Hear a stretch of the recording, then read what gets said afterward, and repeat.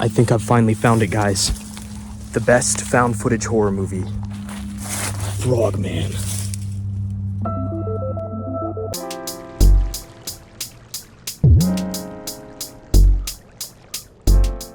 Have you ever seen a poster so good that you avoided any other info about the project just so you could go in blind? This fantastic, ominous, and alluring poster done by Easton C. Hawke made my little frog brain set on fire. I immediately put Frogman at the top of my watch list. And if this poster interests you, go! Go watch the movie and come back. I'll still be here, I promise. But now that I've seen it, what better time to tell you all about it? And who better to hear it from than me? You know, I'm something of a frogman myself. And movies are one of the only things I love as much as frogs. Okay, you get it. Let's just dive on in.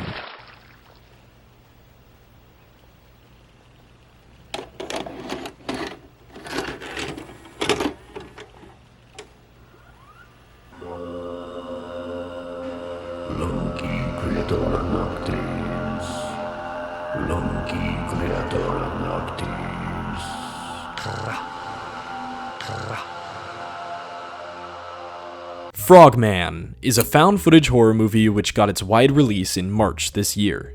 Directed by Paddington connoisseur and fellow frog lover Anthony Cousins, the film follows Dallas Kyle, who, as a kid, went on a family road trip to Loveland, Ohio, where he accidentally captured this footage of Frogman.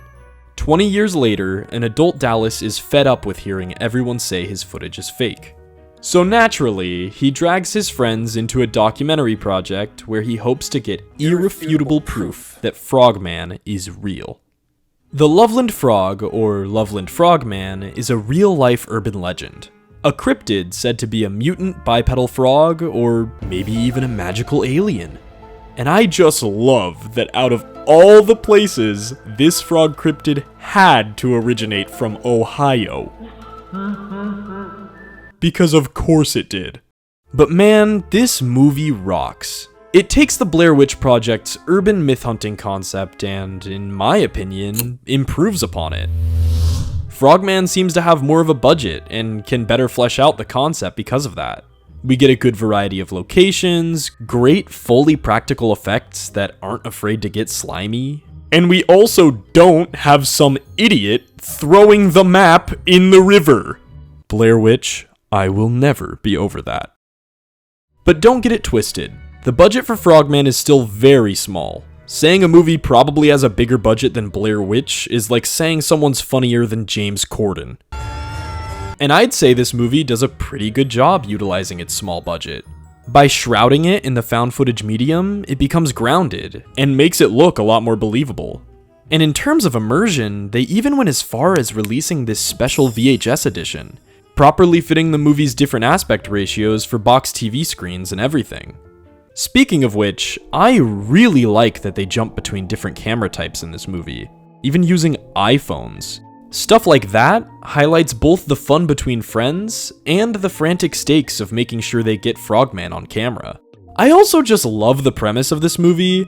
Having it be a documentary the characters are actually making that's just so much fun. And I really think the writing and direction go the extra mile to make it feel like one. Like even having Dallas mention getting release forms from people they got footage of. Small stuff like that we probably wouldn't have even thought of. The found footage style isn't all prose though. I didn't love when the camera would glitch out. Luckily, I don't think the effect is overused. It stays legible and it's balanced with enough actual clear footage to make up for it. And I do like that the glitching sort of indicates that Frogman's around. Although I couldn't help but laugh when Dallas said this, completely straight-faced. These powers are probably causing telekinetic interference. What? Bro, what are you talking about, man? And sadly, due to the restrictions of found footage and the movie's small budget, I think the first batch of scares are honestly pretty underwhelming. However, the entire climax absolutely rips. Unlike the titular Blair Witch, who we never properly see on screen, Frogman definitely doesn't make the same mistake. Without spoiling, there's a real mystery to uncover here, And just know, if you're going into this as a frog lover, you will not be disappointed. I will say, the first half of the movie might be a bit slow for some people, but to me, it's just right. It drip feeds the Frogman lore naturally, and in entertaining ways like interviewing townsfolk. Plus, the payoffs make all the build-up satisfying and worth the wait. In comparison to the typical Paranormal Activity style, save the monster for a dumb last-minute scare, Frogman rejects that, and really picks up and runs with everything in the last 20 minutes. Even leaning into some fun, goofy ideas that make the whole experience more memorable. I also appreciate the film's sense of humor. It's not necessarily self-aware, but it's definitely not shy about how silly the concept of a mystical man-frog in Ohio is. I mean, one of the slogans for this movie is literally Frogman VHS, and this movie's worth watching for just that alone.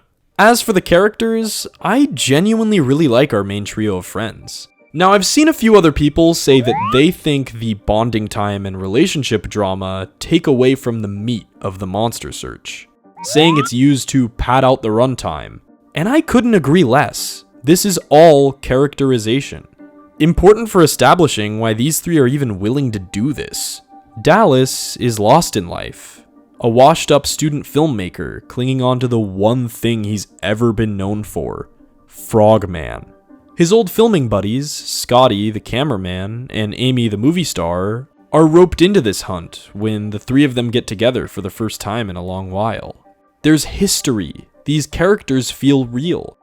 The more we get to know and like them, the more we care about whether they make it out of this alive, and hopefully even with believable footage of Frogman. I'd argue that the emotional subplot makes the peril these three face all the more intense, and eventually, tragic. If the monster search is the meat, then the character work is the seasoning, and I think this is most prominent in our main character Dallas. At first, he's mostly played for laughs, being the buzzkill who's trying to make a serious documentary. But at the core of his character is someone running away from the sad excuse of a life they're living. He just went through a breakup and lives with his sister who's going to kick him out. This whole movie is basically a frog-themed midlife crisis. We see this the most in Dallas freeloading off his friends. He tells Scotty and Amy he'd pay them if they go. But then he needs Scotty to buy their way into Frogman Point. When he fails to make fire because the wood's too wet, he manipulatively looks to Amy, who then caves into peer pressure and goes off to find dry wood, which ends up putting her in harm's way as he just keeps dragging them all in deeper.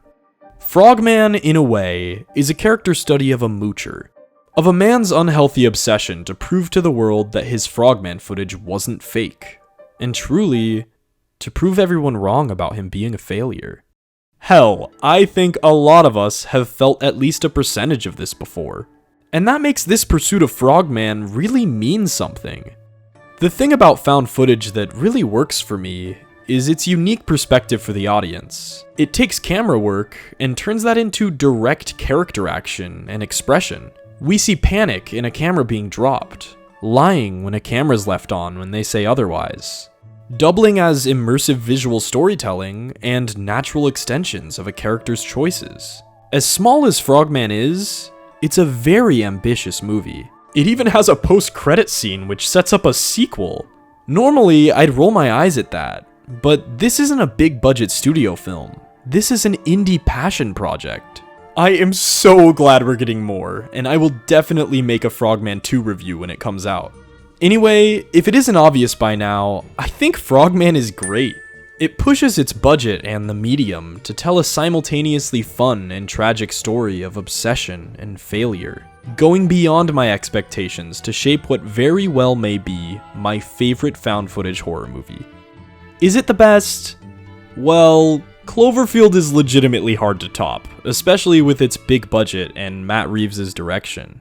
Blair Witch is what started it all. VHS is a found footage love letter bursting with creativity. Wreck has one of the scariest zombie scenes I've ever seen. And Paranormal Activity works as a fantastic lullaby. Why do I bring all of this up? Because this movie has one thing all those movies don't. Frogs. No, seriously, I can't speak from an unbiased perspective. Look at my YouTube channel! I don't love this movie just because there are frogs in it. Plenty of elements, like the story, characters, practical effects, and direction, stand just as great on their own.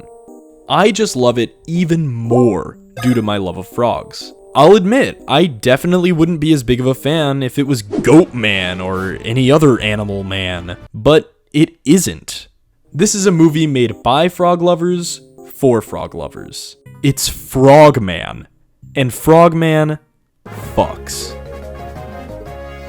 My main goal with this review was just to turn more fellow frogheads onto this cool movie, and hopefully get any curious moviegoers to give it a chance as well. If you like this video and my channel, prove it by subscribing and leaving a like.